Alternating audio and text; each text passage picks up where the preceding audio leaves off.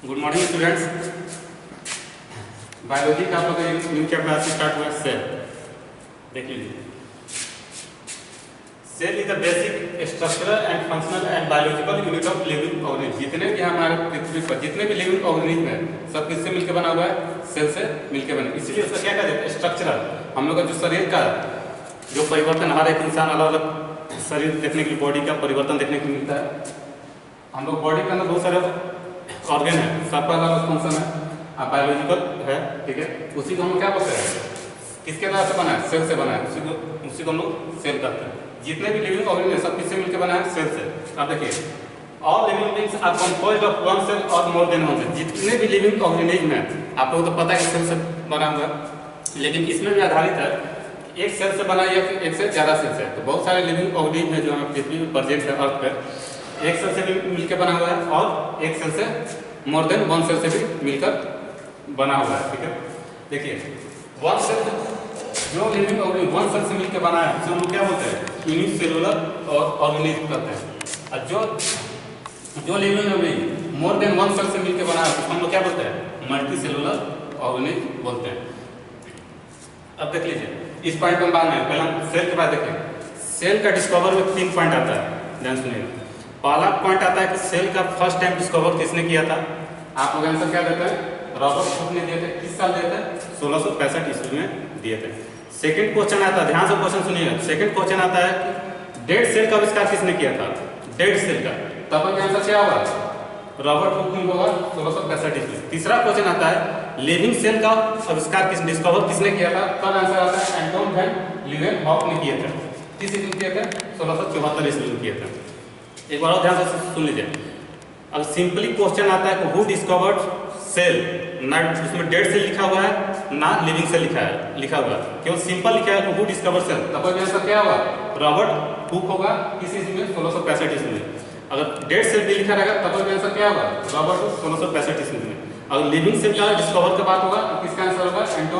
Anton van लीeuwenhoek ने किए थे। किस ईस्वी में किए थे? 1674 ईस्वी में। देखिए, रॉबर्ट जिस सेल का आविष्कार किए थे उसको हम लोग क्या बोलते हैं? ट्री के ब्रांच से किए थे, ट्री ब्रांच, जिसको हम लोग बोलते हैं कॉर्क।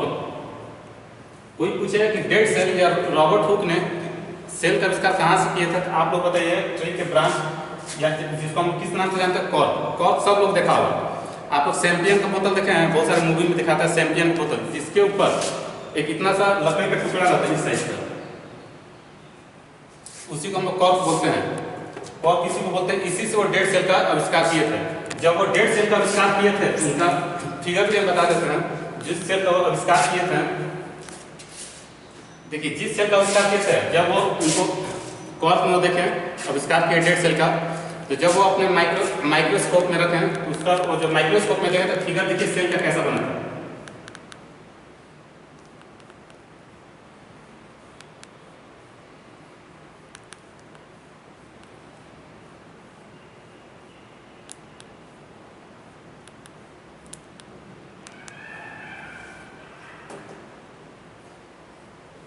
इसी टाइप का फिगर बना हुआ था जो रॉबर्ट जिस सेल का आविष्कार किए थे कॉर्क से। ये ट्री ब्रांच जिस समय लिखा हुआ था, कॉर्क लिखा था, हम कॉर्क बता दिए हैं। आप लोगों को देखना होगा, बहुत सारा कोल्ड ड्रिंक या कोई चीज़ में भी आता है, ऊपर का उसका कैप बना रहता है, लकड़ी का रहता है, इस शेप में रहता है, स्क्वायर शेप में रहेगा या सर्किल शेप में रहेगा। ज़्यादातर आप लोग मूवी में देखिए सैम्पियन बोतल जो खोलता है ना, उसके ऊपर कॉर्क ही लगा रहता है। और जब वो अपने माइक्रोस्कोप में देखे रॉबर्ट हुक, तो सेल का फिगर कैसा बना? इस टाइप का फिगर बना, ठीक है। लेकिन ये जो है ये क्या है? बोल, ये जगह खाली है ना, ये जगह खाली है ना, इस जगह जो जगह खाली है इसको क्या नाम दे दिए? सेला। क्या नाम दिए थे? सेला नाम दिए थे। जो यहाँ पे स्पेस खाली है उसी को रॉबर्ट हुक ने क्या नाम दिया था? सेला नाम दिया। इसी वर्ड से इसको नाम हम क्या बोलते हैं? सेल बोलते हैं। अब आपको क्लियर हो गया कि रॉबर्ट हुक ने सेल का डिस्कवर कहाँ से किए थे, कैसे किए थे, सेल का नाम कैसे पड़ा। जो ओपन स्पेस है, जो इसमें जो खाली स्पेस ये है ना, इसी को हम लोग सेल बोलते हैं। इसी को उन्होंने क्या बोला था? पहले तो वर्ड यूज किए थे रूम, जो ओपन रूम था, जो रूम स्पेस किए थे उसी को नाम क्या देते? सेला। सेला से वर्ड क्या निकल गया था? सेल, ठीक है। अब देखिए, अब ये तो हो गया आपका डेड सेल का आविष्कार किसने किया था, या सिंपल सेल का आविष्कार किसने किया था? रॉबर्ट हुक ने किया था। अब सेकंड पॉइंट आता है एंटोन वेन लीवेनहॉकर जो कि 1674 ईस्वी में किए थे। किस सेल का किए थे? लिविंग सेल का किए थे। देखिए बरसात का मौसम था, ठीक है, जब वो अपने घर वापस लौट रहे थे उनके शूज में हाथ में कीचड़ फंस गया, ठीक है, तो कीचड़ फंसा तो उनको कुछ देर बाद खुजली होना स्टार्ट हुआ। तो वो भी सोचा कि ये खुजली क्यों हो रहा है, तो वो भी खोज करना कोशिश किया था। वो भी अपने खुद से ये माइक्रोस्कोप बनाते हैं। माइक्रोस्कोप बनाने को जो भी उनके मड या कीचड़ जो उनके शूज में हाथ में जो भी फंसा था माइक्रोस्कोप के नीचे रखें। उसके अंदर उनको सबसे पहले जो इस टाइप का था, इस टाइप से कोई ना कुछ ऑर्गेनिक उनको दिखाई दिया। इसी ऑर्गेनिक का सबसे पहले नाम दिए थे बैक्टीरिया। कोई यहाँ से क्वेश्चन हो रहा था, सबसे कोई पूछेगा सबसे पहला ऑर्गेनिक कौन था जो कि डिस्कवर किया गया था, ये सबसे पहले आया था, उसका भी आंसर क्या होता है? बैक्टीरिया होता है। दूसरी से भी इसका इसीलिए लिविंग सेल का आविष्कार किसने किया था? लीवेनहॉकर ने किया था। अपने माइक्रोस्कोप में देखे थे, इस टाइप को देखे थे, इस टाइप का फिगर बना हुआ है, इस टाइप का कुछ इसमें ऑर्गेनिक चल रहा है, तो इसी का वो बोले बैक्टीरिया नाम दे दिए। वही बोल दिए कि लिविंग सेल का आविष्कार किसने किया था? तो एंटोनियो वेन लीवेनहॉकर ने आविष्कार किया था, ठीक है। अब आते हैं हम यूनिसेलुलर ऑर्गेनिज्म और मल्टी सेलुलर ऑर्गेनिज्म आते हैं। अब देखिएगा यूनिसेलुलर सबको पता है कि सिंगल सेल से मिलकर बना हुआ है। और मल्टी सेलुलर ऑर्गेनिज्म क्या है? Consist of number of cell, एक सेल से ज्यादा मिलकर बना हुआ, ठीक। अब देखिएगा single cell perform various function like digestion and respiration. जो लिविंग ऑर्गेनिज्म एक सेल से मिलकर बना हुआ है, कितना सेल से? एक सेल से। तो जो एक सेल है सारा वर्क वही करेगा, डाइजेशन को हुआ, रेस्पिरेशन को हुआ, जितना भी उसके बॉडी के अंदर हुआ, खाना को डाइजेस्ट करना, सांस लेना, सब किससे करेगा? एक सेल से ही वो करेगा। थर्ड पॉइंट क्या है?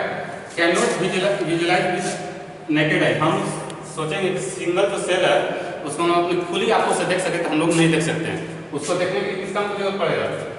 माइक्रोस्कोप का जरूरत पड़ेगा। एक सिंपल एग्जाम्पल अपन बताते हैं, आप लोग सोच लीजिएगा। आप लोग अनुमान लगाना चाहते हैं कि सेल का साइज कितना हो सकता है, तो बता दें। सबके घर में हम लोग घर में नॉर्मल एक सुई यूज करते हैं, एक नॉर्मल पेन में उसके अंदर सुई को होल कीजिएगा, जितना छोटा होल होगा सोच लीजिए उसके अंदर कम से कम सुई से एकदम पतला वाला सुई से होल कीजिएगा, तो जितना उसके अंदर होल होगा जिस साइज का, उस साइज के अंदर कम से कम 1000 से भी ज़्यादा उसके अंदर ऑक्सीजन रहता है। आप लोग अंदाज लगा सकते हैं कि सेल का जो साइज होता है कितना छोटा होता है। अब देखिए मल्टी सेलुलर क्या होता है? कंसिस्ट ऑफ नंबर ऑफ जो भी लिविंग ऑर्गेनिज्म मल्टी सेलुलर से बना है, उसका नंबर ऑफ सेल क्या रहेगा? एक से ज़्यादा रहता है। सब सेल का वर्क अलग है। यहाँ पे different cell perform different function, हर सेल का अपना अपना वर्क होता है। अब देखिए सेल थ्योरी में 3 इंपॉर्टेंट पॉइंट होता है, ध्यान सुन लीजिएगा।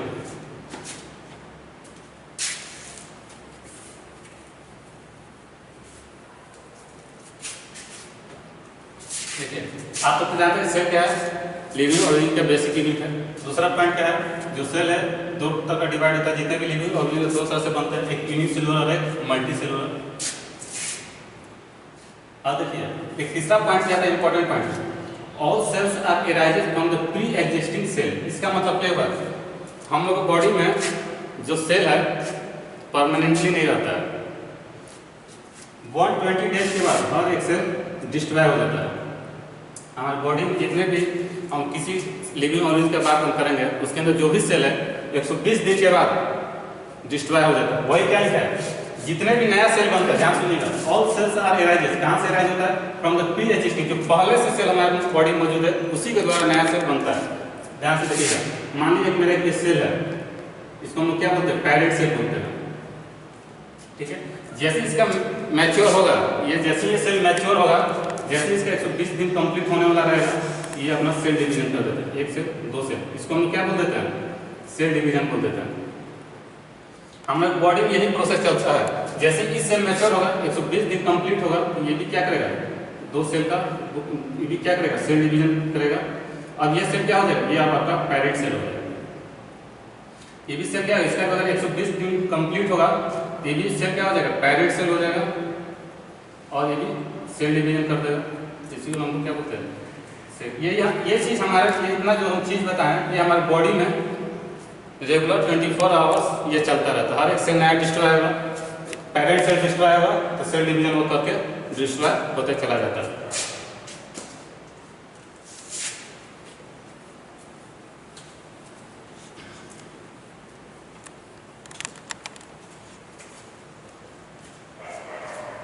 देखिए बहुत सारा सेल मिलकर क्या बनता है, टिश्यू बनता है। बहुत सारा टिश्यू मिलकर क्या बनता है, ऑर्गन बनता है। बहुत सारा ऑर्गन मिलकर क्या बनता है, ऑर्गन सिस्टम बनता है। और बहुत सारा ऑर्गन सिस्टम मिलकर क्या बनता है, एक बॉडी बनता है। ठीक है, देखिए हम लोग नॉर्मली बात करते हैं जब हम लोग अपना घर तैयार करना रहता है, ब्रिक्स का यूज करता है। ठीक है, एक ब्रिक ला, दो ब्रिक, उसको हम अरेंज करते चले जाते हैं। अरेंज करते हैं एक वॉल का फॉर्मेशन होता है ना। ठीक है, उसी तरह बहुत सारा सेल मिलकर किसका निर्माण करता है, टिश्यू का निर्माण करता है। तो उसी तरह ध्यान सुनिएगा, बहुत सारा ब्रिक्स मिलकर एक वॉल का निर्माण करता है। ठीक है, उसी तरह सेल, बहुत सारा सेल मिलकर किसका निर्माण करता है, टिश्यू का निर्माण करता है। तो वही बहुत सारा सेल, बहुत सारा वाल मिलकर किसका निर्माण करता है, एक रूम का निर्माण करता है ना। देखिए एक ब्रिक्स को जैसे जैसे हम लोग अरेंज करते हैं एक वॉल का निर्माण होता है। अब बहुत सारा वाल जब हो जाता है एक रूम का निर्माण हो जाता है। उसी तरह बहुत सारा सेल मिलकर क्या बनता है, टिश्यू। बहुत सारा टिश्यू मिलकर क्या होता है, ऑर्गन हो जाता है। ठीक है, उसी तरह बहुत सारा रूम मेरा मिलकर क्या हो जाएगा, बहुत सारा रूम तैयार हो जाता है, हाउस बन जाता है ना, घर बन जाता है ना। उसी तरह बहुत सारा ऑर्गन मिलकर ऑर्गन सिस्टम का निर्माण कर लेता है। अब बहुत सारा ऑर्गन सिस्टम मिलकर किसका निर्माण कर देता है, बॉडी का निर्माण कर देता है। देखिए एक सिंपल एग्जांपल देते हैं हम लोग, बॉडी में एग्जांपल देते हैं। आई है, ईयर्स है, नोज है, माउथ है, इतना ही हम एग्जांपल ले रहे हैं। ये सब मेरा क्या ऑर्गन सिस्टम है हमारे बॉडी का। ठीक है, ये जब मेरा ऑर्गन सिस्टम है सबका, देखिए आई का जो सेल है, आई को बना बहुत सारे सेल से मिलकर बना हुआ, जो ईयर भी बना होगा बहुत सारा सेल से मिलकर बना हुआ, जो नोज भी बना होगा बहुत सारा सेल से मिलकर बना होगा, जो माउथ भी बना होगा बहुत सारा सेल से मिलकर बना होगा। अब ध्यान से यहाँ पर पॉइंट समझिएगा, ये सेल जो है इससे डिफरेंट होगा, ये जो सेल है इससे डिफरेंट होगा, ये जो सेल है इससे डिफरेंट होगा। जितना मेरा ऑर्गन सिस्टम बना हुआ है सबका सेल भी क्या रहेगा, डिफरेंट रहेगा। और सब सेल का स्ट्रक्चर भी क्या रहेगा, डिफरेंट रहेगा। और फंक्शन भी क्या रहेगा, डिफरेंट रहेगा। आई का वर्क क्या है, किसी चीज को देखना, इसका मतलब सेल का स्ट्रक्चर और फंक्शन क्या हुआ, अलग हुआ। ईयर्स का वर्क क्या है, किसी चीज को साउंड को हम लोग को सुनना। आई का काम है देखना, और ईयर्स का काम क्या है, सुनना। तो मतलब जिस सेल से आई मिलकर बना हुआ है वही सेल से तुम ईयर्स से नहीं बना हुआ। ईयर्स का काम है सुनना, और आई का काम क्या है, देखना। इसीलिए जितना भी हमारा ऑर्गन सिस्टम है हमारे बॉडी का, सबका सेल का स्ट्रक्चर अलग अलग है, और सेल का फंक्शन सबका वर्क क्या है, अलग अलग है।